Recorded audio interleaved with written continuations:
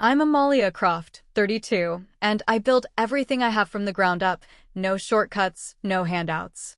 For years, I showed up for my best friend through every crisis, breakups, money problems, even her wedding. I gave her my time, my loyalty, my trust.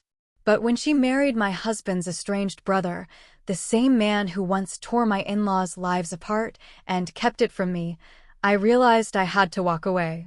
Ever been blindsided by someone you thought would never hurt you? Tell me your story in the comments. You're not alone. Before we dive in, drop where you're watching from. And if you've ever had to cut ties to protect your peace, hit that like button and subscribe. Because what happened next changed everything.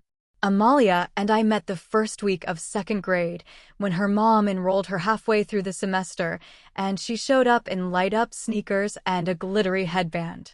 I had been in the same class with the same kids since kindergarten, and no one had ever really paid me much attention. But Amalia marched right up to me at recess and asked if she could sit with me. We ate our PB&J sandwiches on the edge of the tire swing, and from that day forward, it was like we belonged to each other. Her parents, Mark and Teresa, were the type who sent her to school with neatly braided hair, themed lunches, and monogrammed sweaters. Mine were loving but distracted. Mom worked double shifts at the diner most days, and Dad was usually fixing someone's furnace or out of town on a job. I didn't envy Amalia's world, but I noticed the difference early. When we did sleepovers at her house, there were always snacks, clean sheets, and scented candles. When we did them at mine, I just made sure the couch was clean and the microwave worked. Still, it never seemed to matter. Not then. All through elementary and middle school, Amalia and I were inseparable. We made friendship bracelets, walked to school together, memorized each other's locker combinations. Her parents were polite to me. Kind enough, in a distracted sort of way. I didn't fit into their world, Amalia's world, really, but she never made me feel like I was lesser for it. In high school, we both made varsity cheer, though Amalia was the flyer and I was always on the ground. She dated a string of guys, none of whom lasted, while I quietly focused on school and saved every spare dollar from my part-time jobs. Amalia cried in my car after every heartbreak, makeup smudged and hair undone, and I always stayed up with her, holding her hand and passing her tissues. I was there the night she got too drunk at prom, and the guy she was dating tried to leave her at the after-party. I got her home, cleaned her up, and didn't tell anyone what had happened. We both got into the same college. She declared communications and floated her way through classes with the same effortlessness she always had. I chose psychology and worked 2 jobs to cover what my scholarships didn't. We shared an off-campus apartment junior year, Amalia's rent covered by her parents, mine scraped together each month. She'd roll her eyes when I couldn't go out because of work, but when it came down to it, she always brought me leftovers from whatever dinner or gala or party she'd attended. My little gremlin, she'd joke, tossing a foil-wrapped pastry on my desk at 11 p.m., feast on the crumbs of the rich. I laughed every time. I let it roll off me. After graduation, we both moved to the same city. Amalia landed a job at a boutique PR firm that one of her mom's friends ran. I started at a nonprofit doing casework. The hours were long and the pay was garbage, but I believed in the work and Amalia believed in me. When I got engaged to Eli, after 3 years of dating, after one late-night proposal on our apartment balcony, Amalia screamed so loud she nearly burst my eardrum. "You're the first of us to make it real," she shouted, clutching me like she'd just won the lottery herself. 2 years later, it was her turn. He wasn't anyone I knew. She'd met him at some networking event, she said. He was older, tall, well-dressed, quiet. His name was Nate. I didn't get much more than that for a while. He didn't come to group hangs. He didn't add me on social. But Amalia seemed happy, and I trusted her judgment. When she asked me to be a bridesmaid, I tried not to show my surprise. I thought, naively, maybe I'd be maid of honor. After everything. After decades of friendship. But she laughed, brushing a strand of hair behind her ear like it was nothing. "You know I hate titles. Besides, coordinating a bridal party is too much pressure. I just want you to be there and enjoy everything." I swallowed my disappointment and smiled. Of course. Whatever you need. And she did need me. Planning the wedding became a full-time job. She bounced between Pinterest boards and color swatches and weekend venue tours. Her parents gave her a generous budget, but somehow it kept disappearing. One vendor dropped out. Another doubled their fee. The florist backed out 2 months before the wedding, and Amalia had a full breakdown in my kitchen, sobbing into a bottle of Prosecco. I can't tell my mom, she moaned, wiping mascara on her sleeve. She'll think I'm being careless again. Without thinking, I covered the deposit. It wasn't cheap. I had to push off paying off a credit card bill, but she was grateful. Or said she was. You're a literal angel, she said, hugging me tightly. No one else would do that for me. I told her it was nothing, and maybe I meant it. Amalia had been there for me too, in her way. She showed up with coffee when I was burned out. She sent flowers to my office after a tough week. She made space for Eli when we moved in together, invited him to things, asked about his job. So I kept helping. I took time off work to coordinate with vendors. I made spreadsheets, kept track of RSVP lists, even called the dress boutique when the alterations were late. Amalia called me her secret MVP in passing, like I was the backup quarterback in some glamorous game. But she never brought it up in front of anyone else. At the bridal shower, she gave a speech about how her college roommate had always known she'd marry a man like Nate. She didn't mention me. I pretended I didn't notice. Then came the wedding week.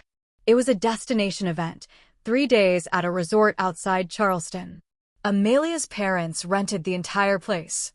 White tents, string lights, lawn games, spa packages. It was the kind of thing you'd see in a bridal magazine, and, for the most part, it felt like a dream. There were old friends, fancy dinners, laughing late into the night. Amalia looked beautiful, effortlessly polished, floating through it all like she was born to be the center of attention. But something was off. Not with her. With Nate. He barely looked at her. He smiled for photos, gave speeches, but I caught him checking his phone constantly. He slipped away between toasts, ducked out of rehearsal brunch early. Eli said something the first night.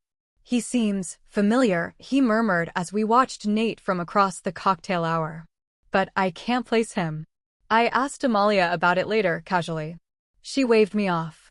He's just nervous, she said. Big family. Complicated history. You know how it is. I nodded, but I didn't really. Still, I stayed in line. I curled Amalia's hair before the rehearsal dinner. I sewed a button on one of the groomsmen's jackets. I ran interference with her mom when the dessert truck was late. And when the actual wedding day came, I stood in the heat, fanning myself with the ceremony program, watching Amalia float down the aisle toward a man I still barely knew. That was the moment Eli leaned in and said quietly, "We need to leave. Now." And everything that followed would change everything I thought I knew about Amalia and about the man waiting for her at the altar. The strangeness started before the ceremony. It was small things at first, just enough to make me pause, not enough to name. When we arrived at the resort, I expected to be in the suite with the rest of the bridal party. Instead, my name was missing from the room assignments list altogether. The front desk clerk looked confused. "You're not in the main block," he said after checking 3 times. "You're over in the south wing. That's technically part of the property. Technically." The room was fine, clean, decent view, but farther from the main buildings and notably outside the areas Amalia had hyped for weeks in the group chat. When I texted her, she responded with a thumbs-up emoji and a quick, "Sorry, they overbooked." Nothing else. No, I'll fix it, or "That's so annoying." Just acceptance. Like I was a last-minute guest who should be grateful to have a room at all. The next morning, I met the rest of the bridesmaids at the spa for our group facial appointment. They'd already gone in. I was 15 minutes early, but apparently the appointment had been moved up, no one told me. We tried to call, the receptionist said, though there were no missed calls on my phone. I waited in the lobby while they emerged laughing, glowy and flushed from steam and rose water. Amalia looked surprised to see me. "Oh shoot, I thought you were getting in later," she said, even though I'd confirmed my flight time with her the week before. I let it go.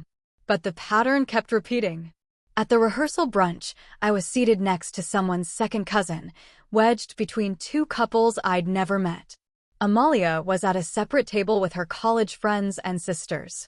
The photographer made the rounds snapping candids, bride laughing with her maid of honor, bride hugging her mom, bride clinking champagne glasses with the girls.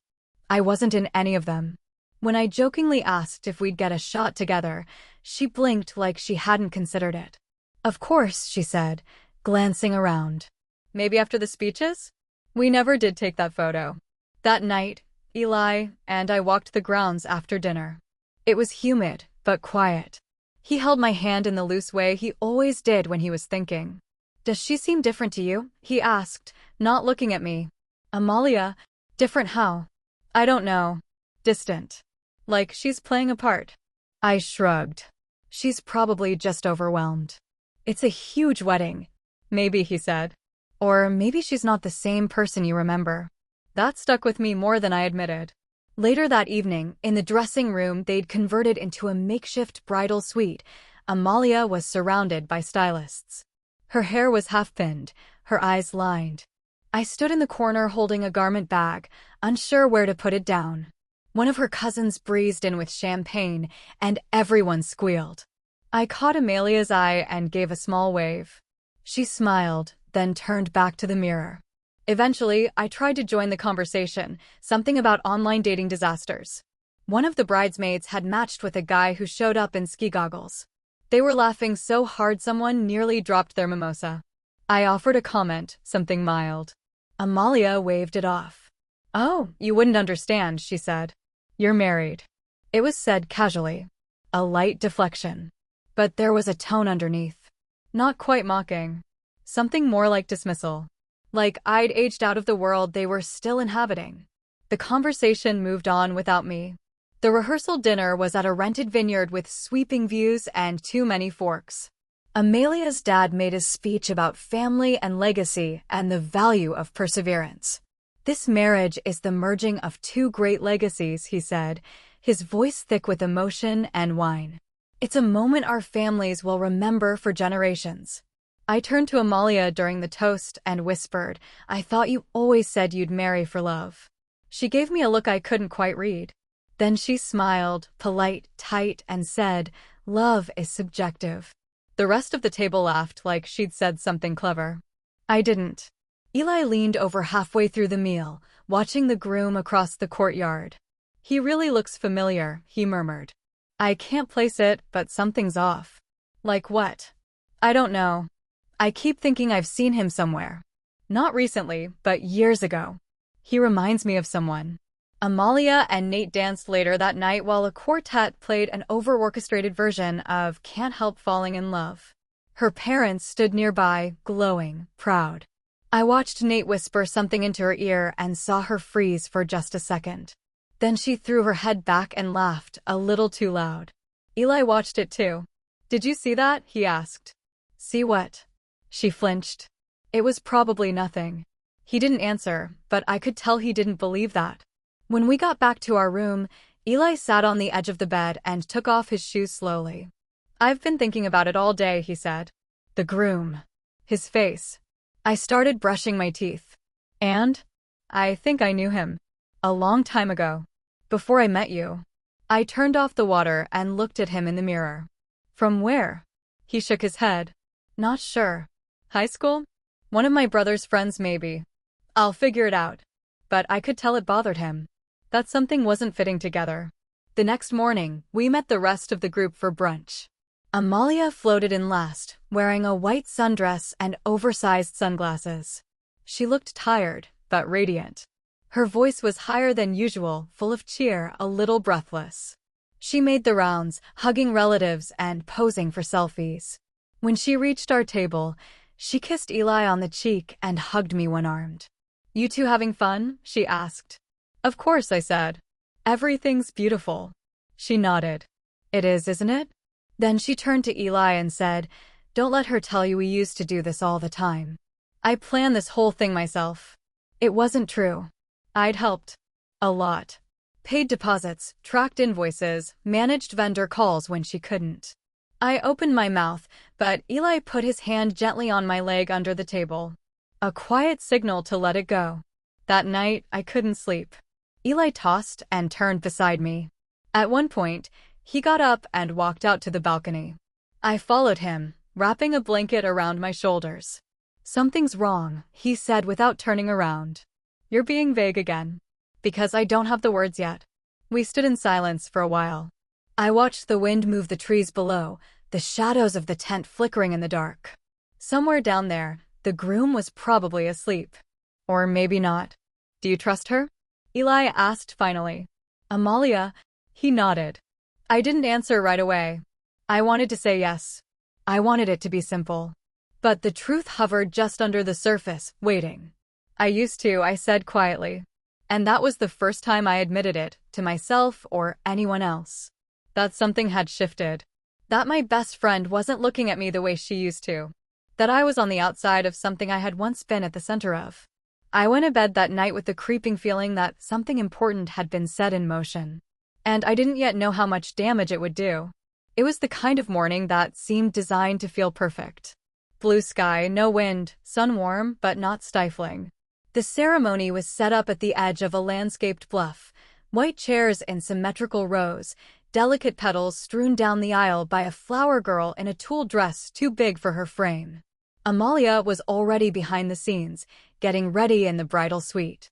The rest of us were filing in slowly, finding our seats, fanning ourselves with the printed programs someone had tied with gold ribbon.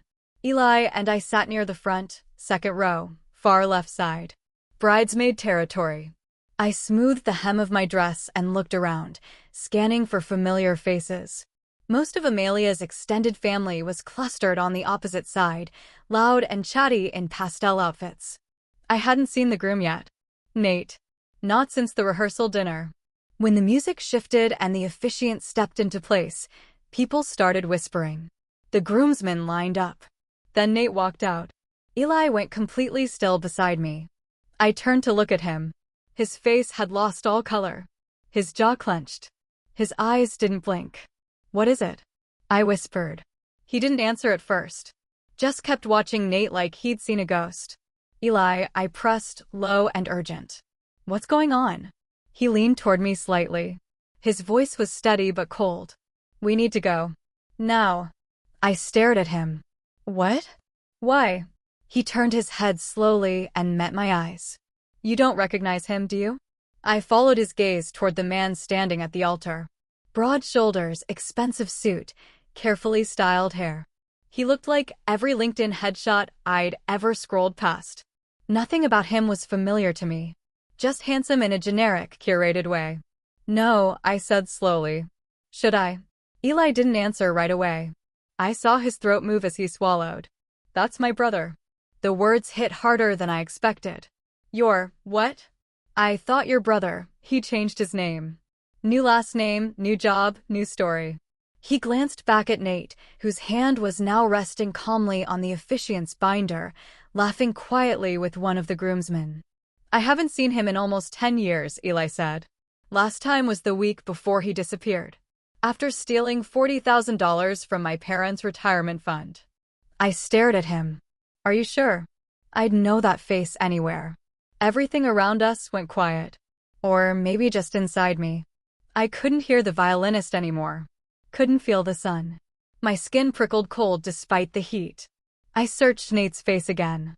Tried to imagine it 10 years younger, rougher around the edges. Tried to line it up with the story Eli had told me once, early in our relationship, when we were still trading history over late-night wine. Eli had grown up in a household shaped by recovery. His older brother, Thomas, had been the charismatic one. Always charming, always quick with a lie. He'd gotten into minor trouble in high school, then bigger trouble after. Petty theft. Forged checks. Selling stolen electronics online. At some point, he convinced their parents to give him access to a financial account, claimed it was for a real estate opportunity. Then vanished. Eli had helped file the police report. He'd watched their parents drain their savings to cover legal fallout. That was the end of it. I remembered asking once, "Would you ever want to reconnect?" Eli had looked at me, eyes unreadable. Not unless he came back to return every cent and apologize in court. Now here we were, watching him smile and adjust his tie at the altar, about to marry my best friend. I looked back at Eli. She knew. She must have. She dated that guy from accounting, Josh. And Josh is your brother's friend, right? Eli nodded slowly. Same friend group. Same circles. The pieces started rearranging in my mind slowly, as if through water. Amalia must have met him at some point, maybe years ago. She would have known the last name. Eli and I had been together long enough that it wasn't a secret. Maybe she didn't connect it right away. Or maybe she did. Either way, she said nothing. I tried to remember what she'd told me about Nate when they first got engaged. How vague it all was. He gets me, she'd said. He doesn't care about the noise. When I'd asked what he did for work, she said, he's in finance. Real estate adjacent. I don't know all the details. I thought she was just being careless. Now I realized she had been deliberately avoiding specifics. Eli, I said slowly, if that's your brother, why would Amalia? He cut me off. Because she wanted him anyway. And she knew if she told you the truth, you'd tell me. And then I'd tell her everything. I didn't respond. I couldn't. The music shifted again. Everyone stood. The bridesmaids began walking down the aisle in pairs. The flower girl followed, tossing petals with dramatic flair. Amalia appeared next. She was breathtaking, I'll give her that. Soft curls, clean lines, a dress that glowed against her skin. Everyone gasped when she stepped out. But all I could see was the lie underneath. Eli leaned in again. We have to go. Now. She's marrying someone dangerous. Someone who'll hurt her. And she knows it. I looked at the altar. Nate Thomas was watching Amalia walk toward him with a look of ownership, not love. Not devotion. There was something too practiced in the way he held himself. Too smooth. The same charisma Eli had warned me about, the kind that made people trust him with their bank passwords and leave the door unlocked. I looked back at Amalia. She smiled as she walked past our row. A bright, polished, camera-ready smile. Our eyes met for half a second. She looked right at me. And I saw it. Not surprise. Not guilt. Recognition. Like she knew what I knew. Like she was silently daring me to say something. But I didn't. I couldn't. Not yet. I sat through the ceremony like I was watching someone else's life play out. Amalia's vows were breathy and poetic. Nate's were simple, vague. You've taught me trust, he said. You've taught me how to be better. Eli didn't look at them once. He stared down at his shoes. When the officiant pronounced them husband and wife, the crowd cheered. Confetti cannons went off. Amalia threw her bouquet. Someone yelled, "Kiss her, Nate." And I realized I had never felt further from her than I did in that moment. Not when we went to different colleges. Not when we drifted during her early 20s. Not when she picked other people to be in the photos, or forgot to include me in the suite, or brushed off all the work I'd done. It was here, at her own wedding, that I finally understood. She had made a choice. And it wasn't just to marry Eli's brother.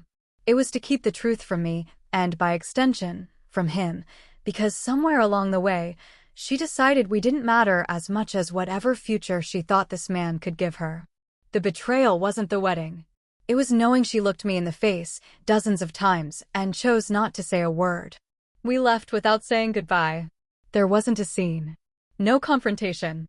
No dramatic pause in the music or spilled champagne. We slipped out through the side entrance of the reception tent while the rest of the guests swayed to some indie pop cover band and waited for the plated entrees to arrive. Amalia was probably being toasted at that exact moment, Nate's arm draped possessively around her waist, her parents beaming in coordinated pastels. I carried my heels in one hand and kept pace with Eli down the gravel path toward the parking lot. Neither of us spoke until we were out of earshot. The car ride was quiet for the first few miles. The soft whir of the AC filled the silence, broken only by the occasional buzz of a text notification. I didn't check. I knew it would be from someone at the wedding wondering where we'd gone. Eventually, Eli spoke. He changed his name after the police report. Dropped our last name entirely. Started going by Nathan. I found out through an old mutual friend who saw him in Vegas a few years ago. Apparently, he was using a fake business card, some shell company that dissolved 6 months later. Same pattern as always. I didn't interrupt. He used to be magnetic, Eli continued. That's what people said. Teachers, friends, even our parents for a while. He could charm anyone. Borrow money without blinking. Make you feel like doing him a favor was your idea. It wasn't until after he left that people started realizing how much they'd lost. I watched the trees blur past the window. I told you once, he said, glancing over at me, I'd never let him near my life again. And I meant that. I nodded. I remember. We were quiet again after that. Not tense. Just overwhelmed. It felt like being dropped into the middle of someone else's disaster and realizing, too late, that you're tied to the wreckage. I tried to process it, what it meant, what Amalia had done. The weight of the choice she'd made. Because it was a choice. She knew who he was. Maybe not the full scope at first, but enough. Enough to see the red flags and ignore them. Enough to recognize the last name. To hear about the brother, my husband, and decide that was information better left buried. She didn't stumble into this blindly. She curated it. Maintained control over what was shared and what wasn't. And she kept me just close enough not to question it. When had that started? I ran through the last year in my head. She'd pulled away subtly. The occasional unanswered text. Cancelled plans. More vague replies. Work is crazy or Nate's traveling again. I'd chalked it up to growing up. Life getting busy. But there were signs I hadn't wanted to read. Like when I offered to help with the guest list and she brushed me off. I've got it covered. You're too busy anyway. Or when she didn't tell me where her bachelorette trip was until she was already on it. Or the time she mentioned Nate in passing and I asked if he had siblings. Her answer had been so quick, so rehearsed. Only child. Raised by his aunt. I remembered thinking that was odd. That she said it too fast. That her eyes didn't meet mine. But I let it go. Because she was Amalia. Because we'd been friends forever. Because I didn't think she could lie to me like that. You think she'll tell him? I asked quietly. Eli didn't answer for a second. No, she won't. Why not? Because it doesn't serve her. That landed harder than I expected. She's not stupid, he added. She knows who he is. Maybe she thinks she can manage it. Maybe she likes the version of him she gets. Or maybe she just decided this was the best she could do. I stared ahead at the road. At the blur of sunlight breaking through the trees. Do you think she loves him? I asked. Eli exhaled through his nose. I think Amalia loves control. And Nate's good at giving people the illusion of it. Until he doesn't. We stopped for gas about an hour later. I stayed in the car while Eli went inside to grab coffee. My phone buzzed again. A message from Amalia. Where did you go? Is everything okay? The wording irritated me. Polite concern, no urgency. Not a friend who just realized her maid of honor equivalent had ghosted the reception. Just PR damage control. I didn't reply. Instead, I scrolled through our old photos. Years of birthday dinners, college parties, beach days, bad haircuts. Her leaning into me, arms around my shoulders, both of us mid-laugh. Had she ever really seen me as an equal? Or just as someone useful, someone who could absorb her breakdowns, fix her mistakes, applaud her wins without ever needing anything in return? The further I got from the resort, the clearer it became. This wasn't a wedding built on love. It was a merger. A carefully designed partnership. Her parents had said it outright. The joining of two legacies. It was never about warmth. It was about leverage. And she had used me. Used my loyalty to make the whole thing look more legitimate. Had me front and center enough to say I was part of it, but never close enough to know the truth. I thought about the florist I'd called when the original backed out.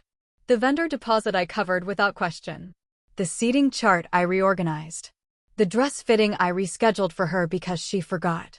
All of it, while she stood beside a man who had stolen from Eli's family, destroyed trust, and walked away without ever looking back. And never once did she say, "Hey, there's something you should know." By the time we got home, the nausea had passed. What was left wasn't grief. It was clarity. I took a long shower that night and let the water run until my fingers pruned. Eli was quiet too, letting me process in my own way. He didn't bring it up again. Didn't push for a plan. He knew I needed time to decide what would come next. I went to bed early, but I couldn't sleep. I kept thinking about the moment our eyes met when she walked down the aisle. That flicker in her expression. Not surprise. Not remorse. Just recognition. She knew I'd figured it out. And she didn't care.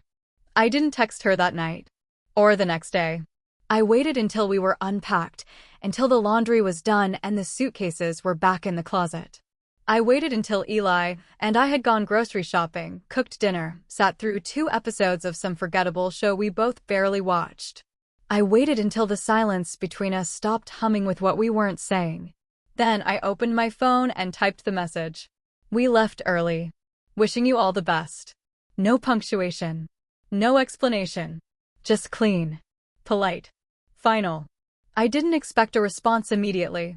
But when none came the rest of the week, not even a question mark, not even a passive-aggressive emoji, I knew she was waiting for me to make the next move. She wanted me to follow up. Clarify. Apologize. Offer some excuse she could swallow without choking on her pride. I didn't. 3 days later, the message came in. You walked out of my wedding? What the hell? There was no hello. No name. Just the kind of accusatory tone that didn't leave room for misunderstanding. She didn't ask if something happened. She didn't check if we were okay. She led with ego, like she was the only person allowed to be blindsided. I stared at the message for a long time. I wasn't surprised by the words, just by how quickly she turned it into an attack. Not why did you leave? But how could you do this to me?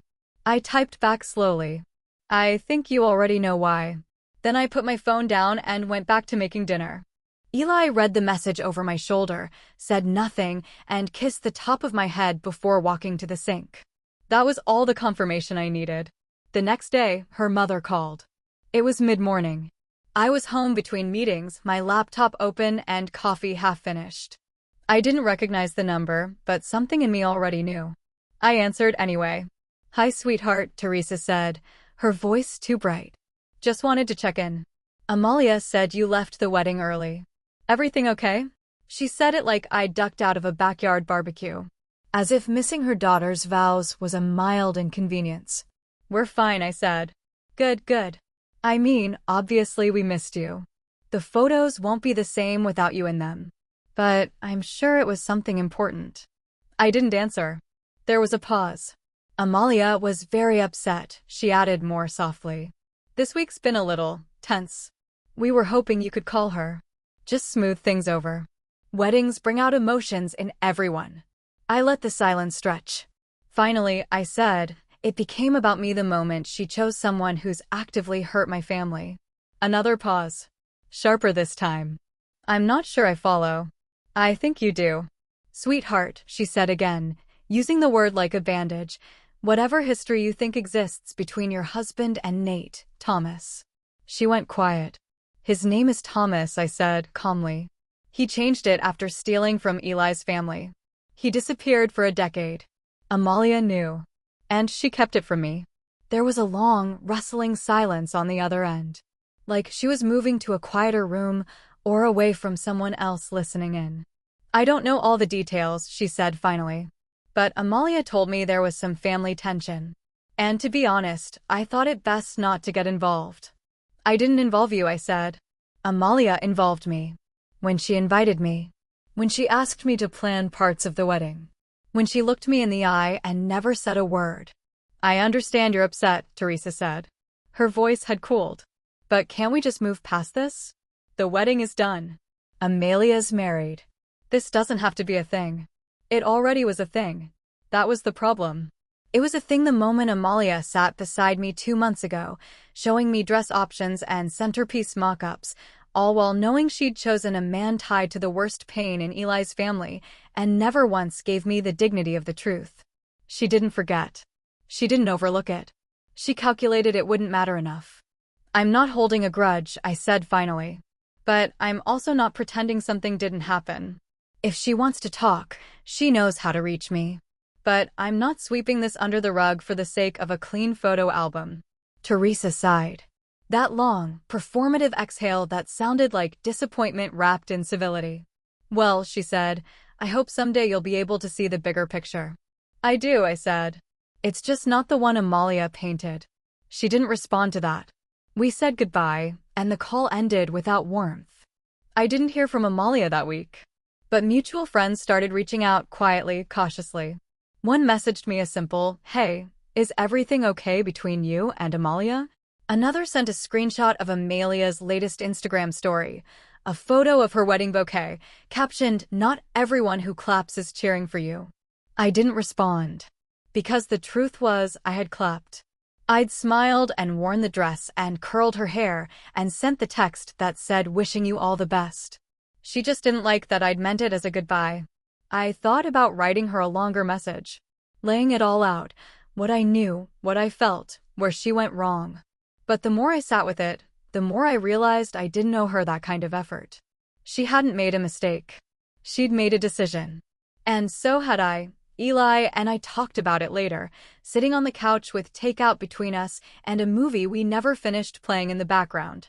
"You okay?" he asked. I nodded. Just sad. About her. About who I thought she was. He squeezed my hand. There was no big explosion. No public fallout. Just the slow, quiet crumbling of a friendship that had been dying longer than I realized. And now that it was gone, all that was left was the space it used to fill. And the steady, unshakable clarity that I would never fill it again. It started quietly. Not all at once, but in small, noticeable shifts. A change in tone. A delay in replies. An absence that didn't used to be there. At first, I thought I was imagining it. That the messages from mutual friends were just routine check-ins. But the questions crept in sideways, polite but deliberate. "Hey, weird question, but did Amalia know about Nate's past?"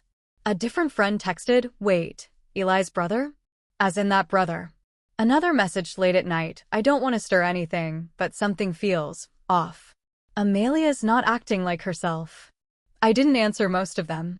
The ones I did reply to, I kept short. I'm not the person to ask. I think she made her choice. I'm not involved. It wasn't bitterness. Just boundaries. Because once people realized what had happened, once they learned who Nate really was, how he had disappeared from Eli's family and reappeared under a new name, everything around Amalia began to shift. Not drastically. Just enough to feel the temperature drop. The curated wedding photos were still up. The hashtag still existed. But the comments changed. Less fire emojis. More silence. A few vague responses from people we'd known since college. "Hope you're doing okay. Thinking of you. Here if you need anything." Amalia didn't post as often after that. No more sunset selfies or champagne brunches or outfit of the day reels. When she did appear, it was usually in group photos, surrounded by acquaintances, smiling tightly, eyes never quite landing on the camera. Nate started showing up more too. His presence had been limited before the wedding, as if she were still test driving the image.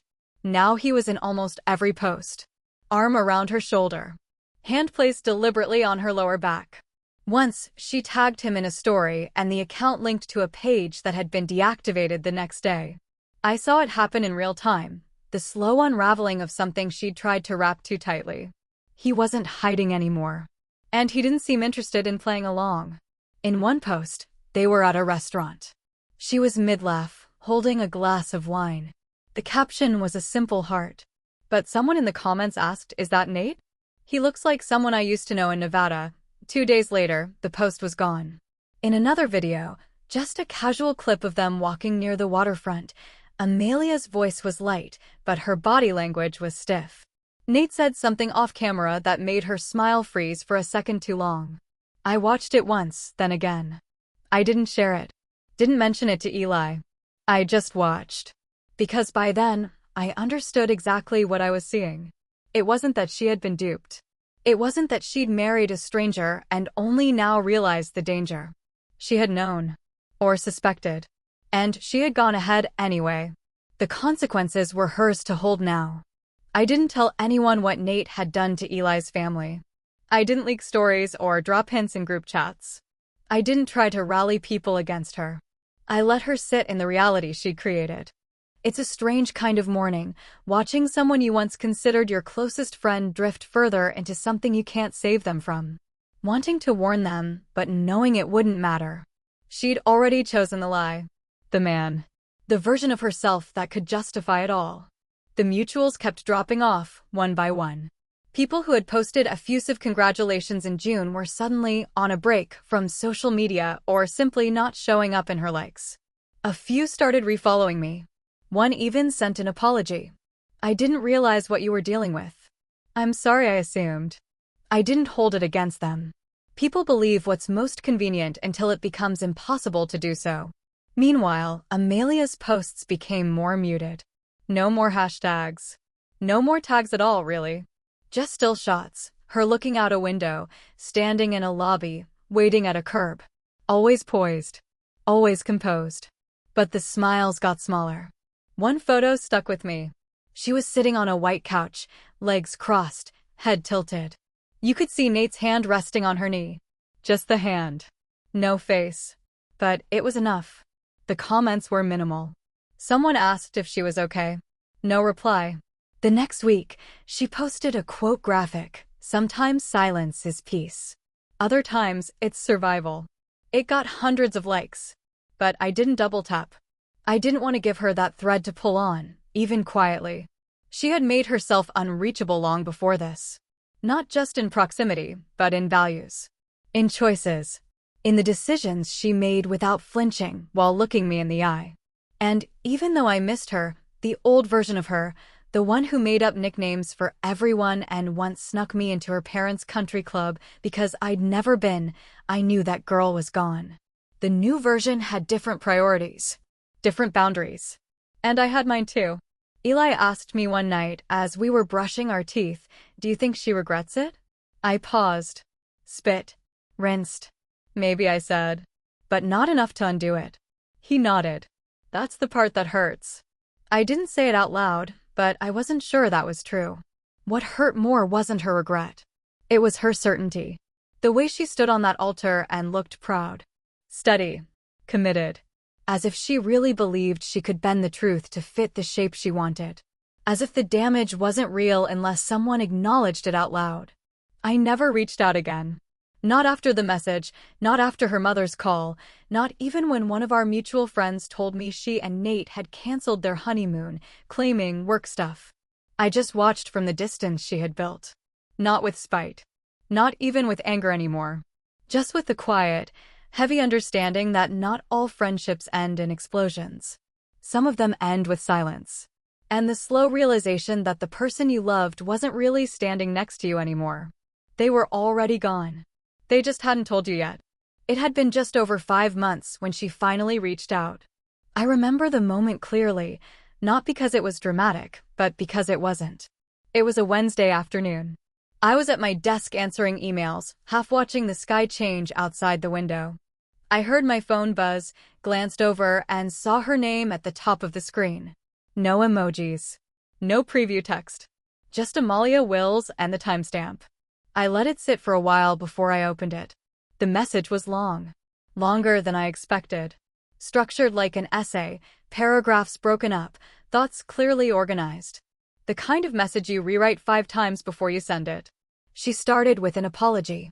"I've gone over everything in my head," she wrote. Over and over. And the truth is, I didn't know. I knew who he was, and I married him anyway. Because I thought I could fix it. I thought I could be the exception. There was no attempt to soften it. No claim of ignorance. Just quiet admission.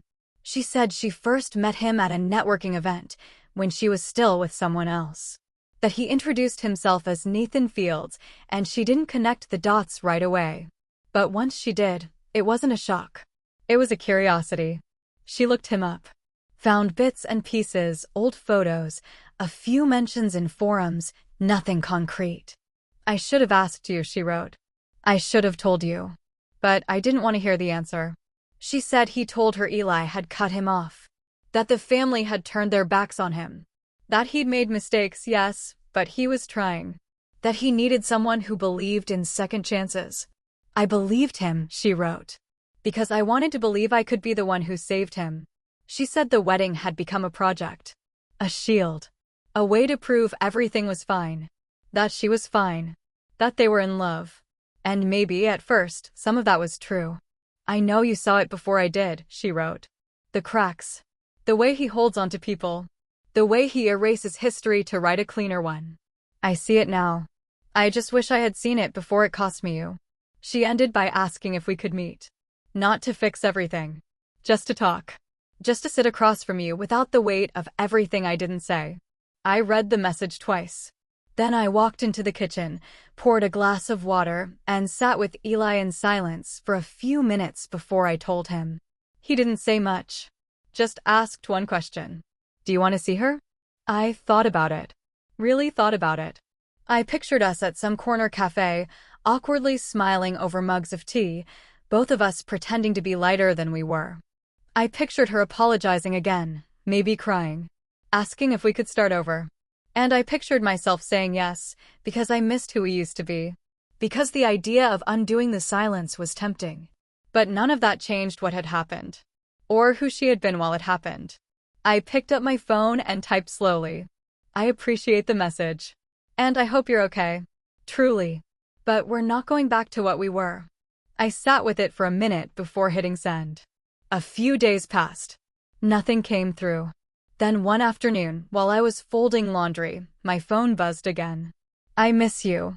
Just that. 3 words. No punctuation. No follow-up.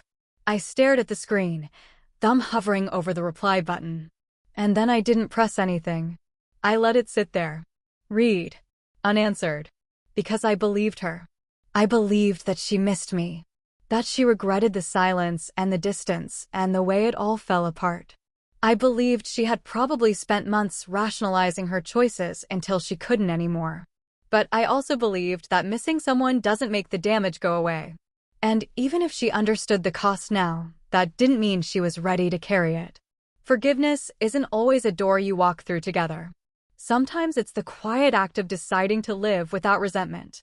To let someone exist outside your life without holding a grudge or waiting for them to fix what can't be fixed. So I didn't write back. And she didn't message again. Every once in a while, I'd still see her in someone else's tagged post. A dinner party. A charity event. Her smile was smaller. Her style a little more muted. She looked like someone trying to keep it together. I didn't stalk her page. I didn't ask around. I didn't need to. Eli asked me once if I felt better after her message. I said yes. Then I said no. But mostly I felt finished. Not angry. Not vindicated. Just done. Whatever version of her I'd carried around in my head, the childhood friend, the college roommate, the person who used to laugh until she couldn't breathe, it had stopped matching the real version years ago. And the gap had only grown wider. She had chosen someone who once gutted Eli's family and smiled while doing it. And then she'd chosen silence. Over and over. Until there was nothing left to defend. And I had chosen to walk away. Not out of spite, but out of self-respect. Because there's a line between forgiveness and self-erasure. And she'd already crossed it. I wasn't going to follow. Some friendships end in shouting matches. Others in betrayal. Some drift. Some decay. Ours ended in silence. And sometimes, silence is the clearest boundary you can draw. It's been a year. Not exactly, but close enough. The date came and went last week. I remembered only because someone reposted a throwback photo from the wedding, one of those pastel-filtered group shots where everyone's smiling, sunlit, too polished to feel real. I scrolled past it without pausing. Eli and I were at the farmer's market that morning, standing in line for coffee, talking about what to cook for dinner. It was a small moment, the kind you forget in detail but remember in feeling. There was no weight in the air. No trace of the storm we walked away from. Just sunlight, simple choices, and a man who knew how to hold space without crowding it. We've built a different kind of quiet since then. Not the heavy kind. Not the silence that follows a slammed door or a missed call. This kind is intentional. Light. It's choosing peace without needing to announce it. Eli's doing better, too. More himself. He still doesn't talk about his brother unless I bring it up, and even then, it's rarely more than a few sentences. But there's less tension in the way he says his name now. Less bitterness. Just facts. He'll always be who he is, Eli said once. The only difference now is that someone else has to figure it out for themselves. He wasn't wrong. Because Amelia's life hasn't stayed as shiny as it looked last June. There are whispers. Quiet ones, but steady. Stories told in fragments, people asking each other in low voices if they've heard, if they've noticed. Someone mentioned they saw her alone at an event she used to co-host with Nate. Another said she'd moved out temporarily. There's talk of money issues. A few mutuals unfollowed both of them. A post disappeared. Then another. None of it's confirmed. No big announcement. Just a shift in the air. And no one wants to be the one to say it, but most of us are thinking the same thing. She looks tired. The last time I saw her was in a grocery store aisle, of all places. I didn't expect it. I was reaching for a box of crackers, and when I turned, she was standing at the end of the row, holding a basket with one hand and her phone with the other. She looked up, froze for half a second, then gave a tight nod before walking away. That was it. No words. No smile. Just recognition. It didn't hurt the way I thought it might. I didn't leave the store shaking or crying in the car or texting anyone about it. I just finished shopping and went home. Because by then, I had already done the work of letting her go. The ache had passed. The shock. The confusion. All of it had unraveled slowly over months, like a thread pulled loose until the fabric no longer held its shape. What was left was clarity. Not anger. Not revenge. Just truth. That people don't always change into someone new. Sometimes they simply stop hiding who they've been all along. And Amalia, she didn't become someone different overnight. She aligned herself with a person who mirrored something in her. Maybe not the crimes or the manipulation, but the impulse to control the story. To bury discomfort. To move forward as if truth is just another optional detail. I used to think loyalty meant sticking by someone no matter what. Riding it out. Giving them the benefit of the doubt again and again, even when they stopped earning it. But now I think loyalty, at its best, is reciprocal. Quietly mutual. A kind of shared respect. And when that respect dies, what's left isn't loyalty. It's self-abandonment. Amalia taught me that. Not by example, but by contrast. Because in losing her, I gained something I hadn't even realized I needed, the right to take up space in my own life. To walk away when something stops feeling true. To choose peace over performance. And peace, as it turns out, is quieter than I expected. It's saying no without guilt. It's choosing who you sit next to. It's not replying to texts that don't deserve answers. It's the absence of urgency when someone tries to pull you back into a version of yourself that no longer fits. Sometimes I wonder what her version of the story sounds like. If she's told anyone the truth. If she still believes she could have saved him. If she blames me for walking out that day. But the wondering doesn't last long. Because it doesn't change anything. What she chose wasn't a mistake, it was a statement. And when someone shows you who they align with, it's not your job to rewrite it. It's your job to believe them. I don't miss the friendship anymore. I miss the memory of it, sure. The ease we used to have. The shorthand. The way we could sit on a couch with bad takeout and say everything without needing to explain ourselves. But memory isn't a promise. And nostalgia isn't a reason to return. So I don't. I keep moving forward. Small steps, soft days. A life that feels like mine again. And when I think about what justice looks like in situations like these, I don't picture grand reckonings or dramatic reveals. I picture a woman walking out of a wedding she helped plan, shoulders back, shoes in hand. I picture her building a quieter, better life with someone who knows the value of truth. And I picture her not looking back. Thanks for sticking with me through the end. Have you ever had to let go of a friendship that no longer felt safe or true? What finally made you walk away? Drop your thoughts in the comments.